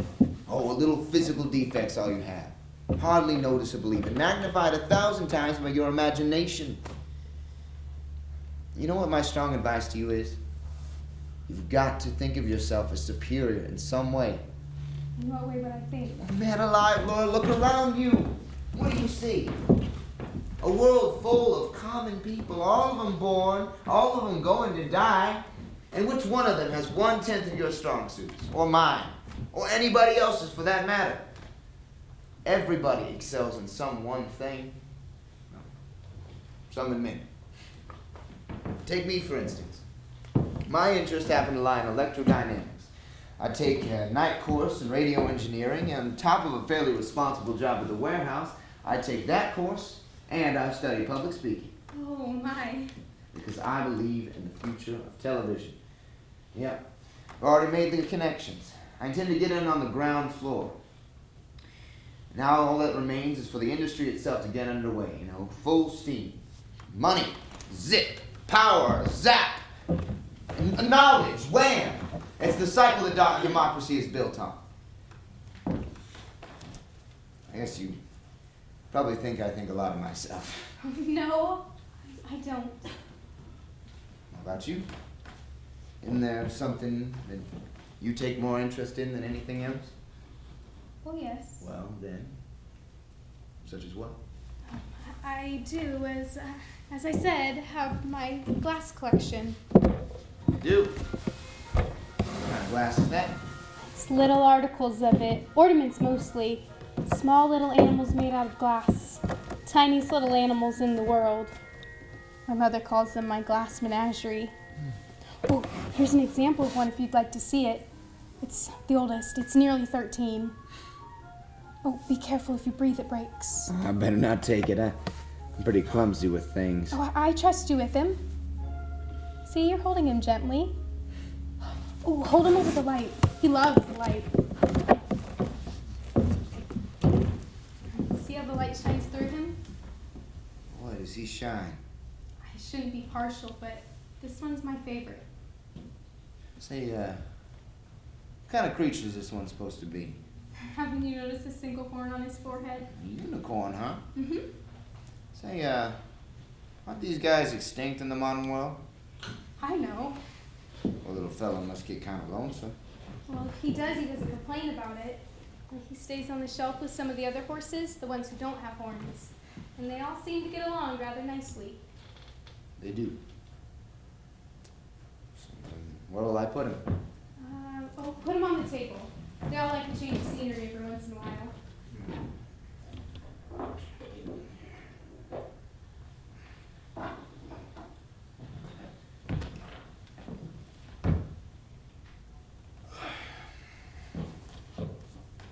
Look how big my shadow gets when I stretch. It stretches across the ceiling.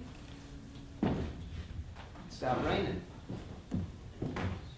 Hey, where'd that music come from?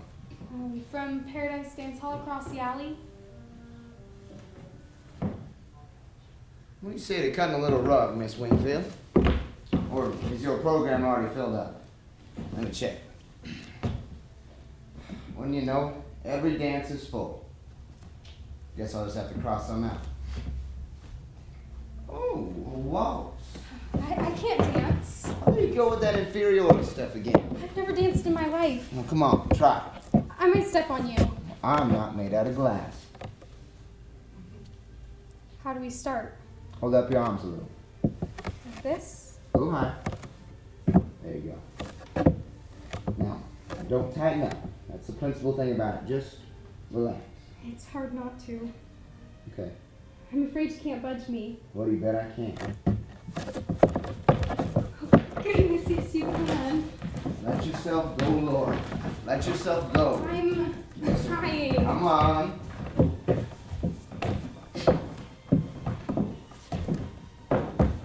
Don't stiffen up. Ease it up. Yeah, I know, but I'm... Loosen your back just a little. There you go.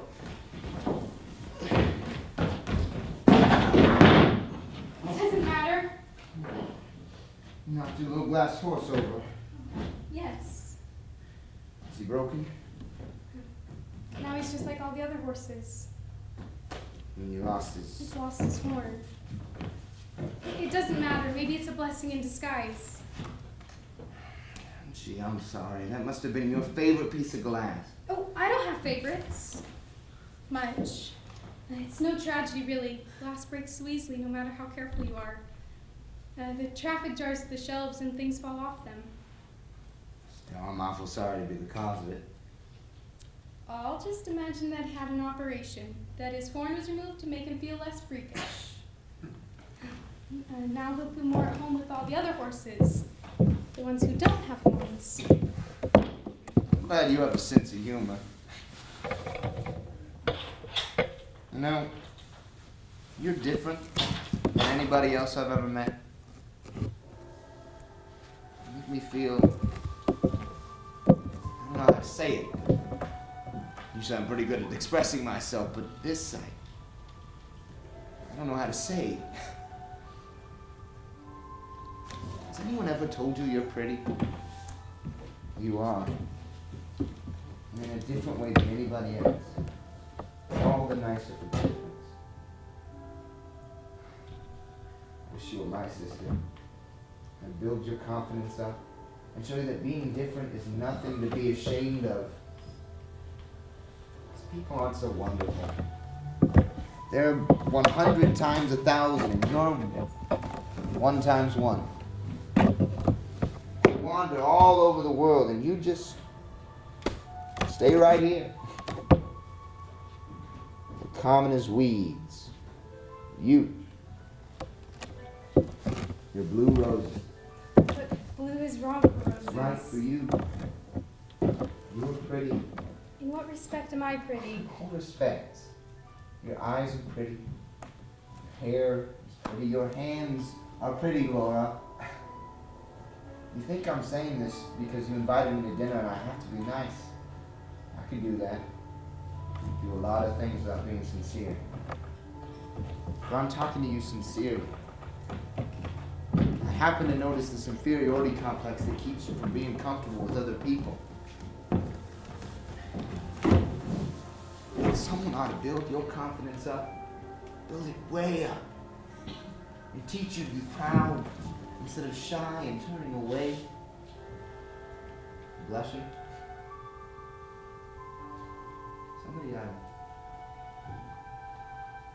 Somebody ought to kiss you, Laura.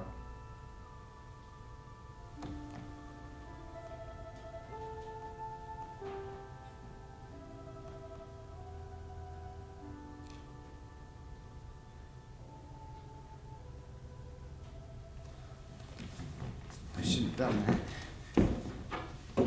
That was way off the beam. Do you want a cigarette? You don't smoke. How about a mint? A peppermint? Lifesaver in my pocket. It's a regular drugstore. You know, Laura, if I was your brother, I'd do just what Tom does. I'd bring fellows home to meet you, and maybe I shouldn't be saying that. Maybe that wasn't the intent in having me over, but what if it was? And there's nothing wrong with that. It's just, in my case, I'm not in the position. I can't ask your phone number and call you up. I can't call you and ask you for a date. Thought I'd better explain before you misunderstood and I hurt your feelings. So you won't call again? No. Can't. I got strings on me, Laura. I'm going steady. I go out all the time with this girl named Betty. She's a nice home girl like you, and Catholic and Irish. We met on a moonlight boat trip up the river to Alton. On the Majestic. And right from the start, I knew it was love. Love's made a new man out of me. Power of love can be pretty tremendous. Love can change the world. It happened that Betty's aunt took sick and she got a wire and she had to go down to Centralia to take care of her. So naturally, when Tom invited me to dinner, naturally I accepted, not knowing she'd say something.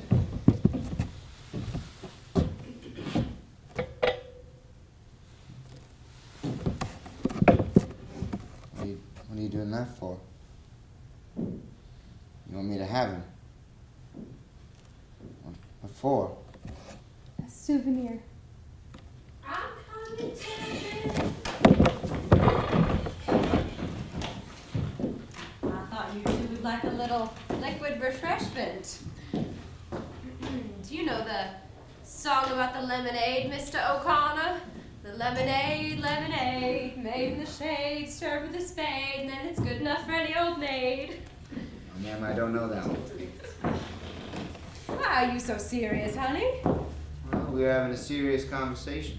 I don't understand modern young people. When I was a girl, I was gay about everything. Haven't changed a bit, Miss Wingfield. Well, I suppose it's the gaiety of the occasion.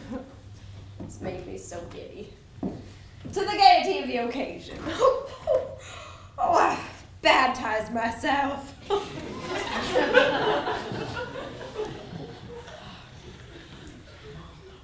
Well, just found some cherries in the kitchen and I put one in each glass. Shouldn't have gone to all the trouble. Oh, it was no trouble at all. Didn't you hear us cutting up in the kitchen? I was so outdone with Tom for not bringing you over here sooner. But now that you've found your way here, I want you to come all the time. Not just some of the time, but all the time. I think I'll, go back into the kitchen. No, ma'am, please don't go. Actually got to be going. Oh, Mr. O'Connor, it's only the shake of the evening. You know how it is. Oh, you mean you're a young working man and have to keep working man's hours? Yes, ma'am. Well, I'll let you off this time, but only on the occasion that you stay much later next time. Much, much later. What's the best night for you, Saturday? As a matter of fact, I've actually got a couple of time clocks to punch. One in the morning and one at night. You work at night, too. You're so ambitious. Oh, ma'am, that's not work, but Betty. Betty? Who's Betty? She's just a girl that I go steady with. So you mean it's serious? We'll be married the second Sunday in June. Tom didn't say anything at all about your going to be married. Cat's not out of the bag at the warehouse yet. You know how they are. Call you Romeo and stuff like that. Thanks for the wonderful evening, Miss Wingfield. Guess that's what they mean by Southern hospitality. It's nothing. Nothing at all. Hope it doesn't seem like I'm rushing off. I promised Betty I'd pick her up the Wabash Depot, and by the time I get my jalopy down there, the train will be in. Some women get pretty upset if you keep them waiting. Yes, I know all about the tyranny of women. Well, I wish you happiness and good fortune, Mr. O'Connor. You wish him that too, don't you, Laura? Yes, I do, Mother. Bye, Laura. Always treasure that souvenir you gave me. Try to remember the good advice I gave you. So long, Shakespeare. Thanks again, ladies. Good night.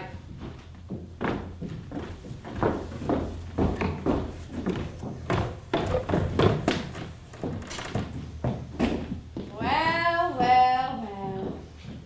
Things have a way of turning out so badly.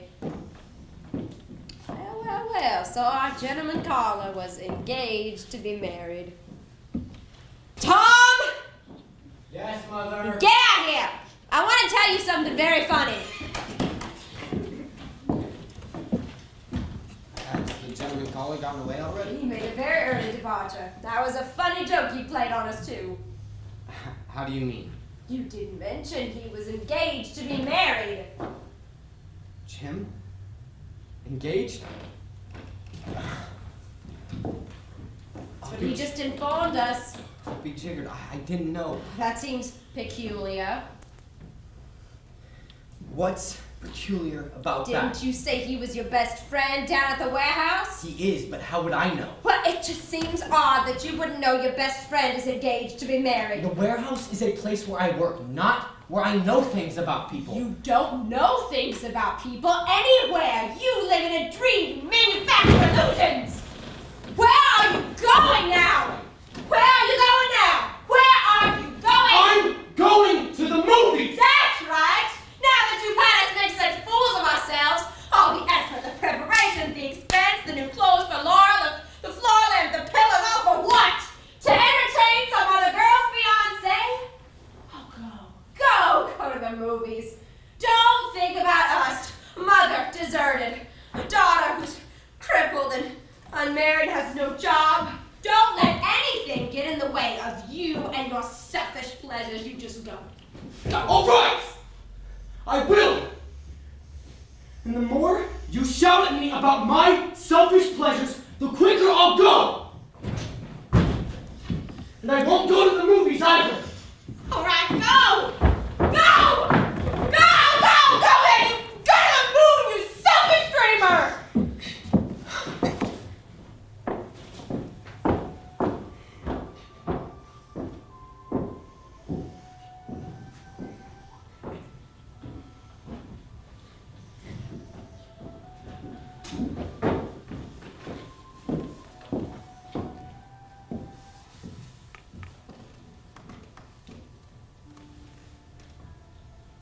I didn't go to the moon. I went much farther off, for time was the longest distance between two places. I left St. Louis. I descended these steps of this fire escape for the last time and followed from then on in my father's footsteps, trying to find in motion what was lost in space. I traveled around a great deal. The cities swept by me like dead leaves, leaves that are brightly colored but torn away from their branches. I would have stopped, but I was pursued by something. It always came upon me unaware, taking me altogether by surprise. Perhaps it was a familiar bit of music. Perhaps it was only a piece of transparent glass. Perhaps I'm walking along the street at night in some strange city before having found companions, and I pass the lighted window of a shop where perfume is sold. The window is filled with pieces of colored glass, tiny, transparent bottles in delicate colors, like bits of a shattered rainbow. And all at once, my sister places a hand on my shoulder. I turn around and look into her eyes. Laura, I tried to leave you behind me, but I'm more faithful than I intended to be. I reach for a cigarette. I cross the street. I go into a bar or a movie. I buy a drink. I speak to the nearest stranger. Anything that will blow out your candles, Laura. Nowadays, the world is lit by lightning.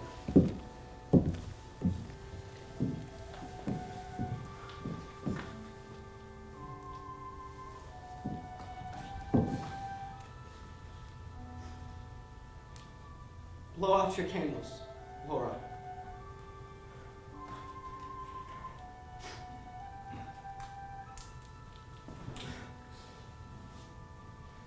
And so, goodbye.